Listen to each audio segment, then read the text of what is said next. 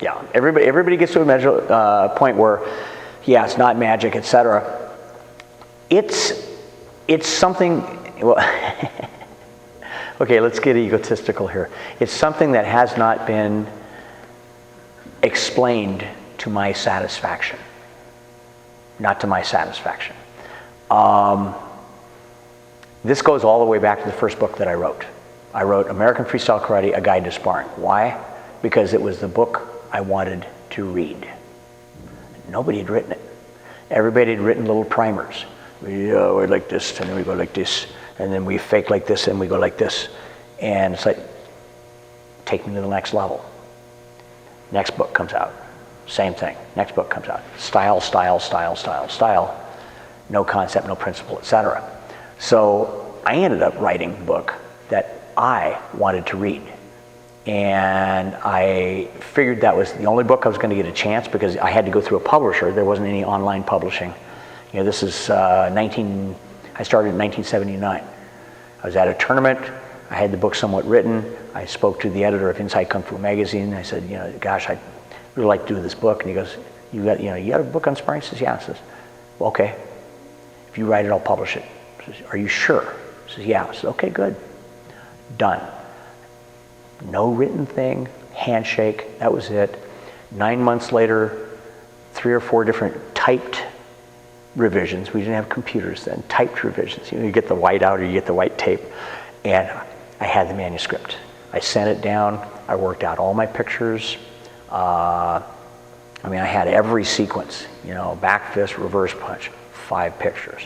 1, 2, 3, 4, 5. Click, click, click, click, click. Let's go on to the next one. I mean, it's ultra organized, because I figured this was the only thing that I had. So I was going to pour everything into it. And what it did was it filled a hole. People are still using that book. People are still, I signed at least 3 of them today. All of them beat to death because they had been using it. They had been reading it. So there are certain, you know, and I'm a student of the martial arts. I read voraciously different martial arts. I even picked up this stupid little idiot manual. It's the only one that I've seen on the Indian art of the thug, the strangulation art.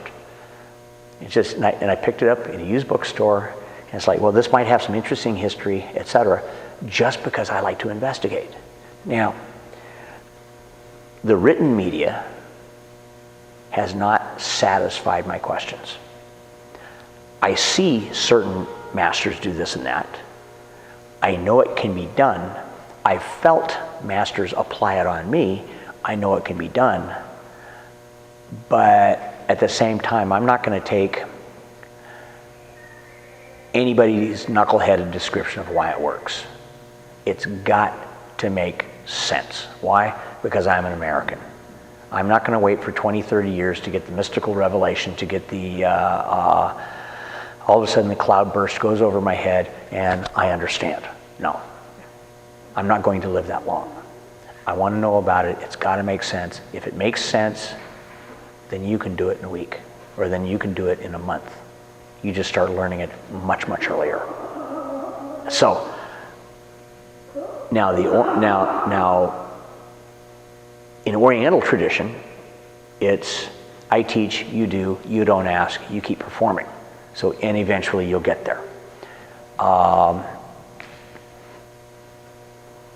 Over the years, and I'll probably get shot for saying this, but less and less Americans have been drinking the Kool-Aid. You know, less and less Americans have been taking as gospel goofball reasons or mystical reasons as to why this, or that, or the next thing works.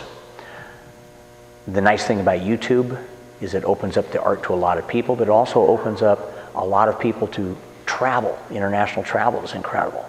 And so now you get, like I was talking to one guy, he said, you know, a lot of what we did today was, yeah, it just resembles a silat. I've never done silat. But principles are principles. Bodies move in the same way. I don't care who you are. the elbow bends this way and it breaks or dislocates this way. That's just the way it is. That's how bodies function. So if I can reduce things down to understandable brass tacks, you bend the knee thus and such way, watch what happens to the hip. Oh my goodness, the hip turns. Boom. It's simple, it can be absorbed. Now, others may have come across a lot of this. If they have, they haven't written of it. I don't buy too many DVDs because I wish I had the time to sit and watch them. I don't have the time to sit and watch them. And it's not out of a snotball thing, it's out of my schedule.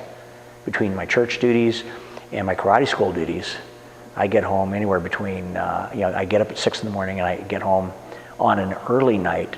I'll get home at 8:30, quarter to 9. On a later night, I'll get home 9:30, 9:45. So when I say I literally don't have the time, it is a schedule thing.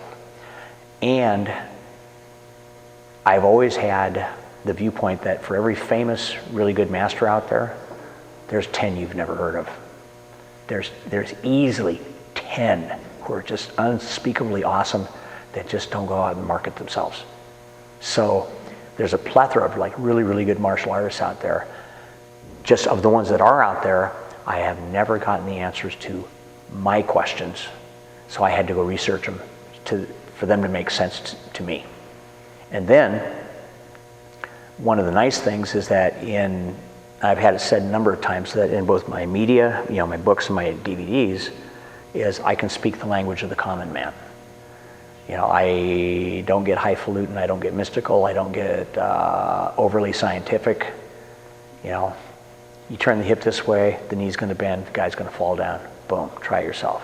Hey, if I bend the knee like that, the hip turns. Hey, look at that back go. Huh.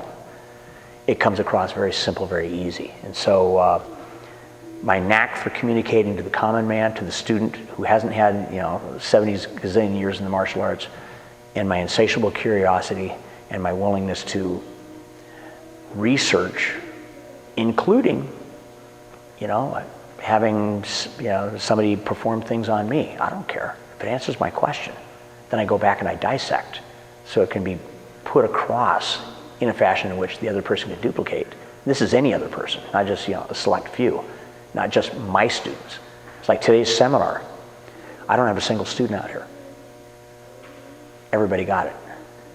Yes. The language of the common man. And so, long-winded answer to your question, do other people do this? Other higher masters? Perhaps. Do all of them do this? No. No. There's enough masters that have died from heart attack, from way too stiff bodies, that followed only a certain path, which is more of the ballistic, more of the rugged path, and it backfired on them.